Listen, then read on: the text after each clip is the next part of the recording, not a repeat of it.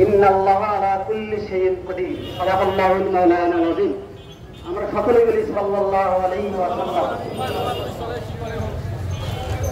আমরা এই দেশ স্বাধীন করেছি। এই দেশ যখন স্বাধীন হয় তার পূর্বে কিন্তু ভোটাভুটি হয়। পাকিস্তানের সঙ্গে এই দেশটা পূর্ব পাকিস্তান ছিল। শেখ মুজিবকে এমন ভোট দিয়েছি আমরা, শেখ মুজিব 300 সিটের মধ্যে 297 কি 96টা সিট পাইছি। আমরা সেই মুসলমান, সেই বাংলাদেশের নাগরিক। দর্শক, আমি এই মুহূর্তে দাঁড়িয়ে আছি রংপুর পৌরসভা অর্থাৎ পৌরসভা বাজারের ঠিক সামনেই। তো এখানে আমরা যেটা দেখছি যে ইসলামিক আন্দোলন বাংলাদেশ জেলা এবং মহানগর তারা অলরেডি অবস্থান এখানে নিয়ে নিয়েছে।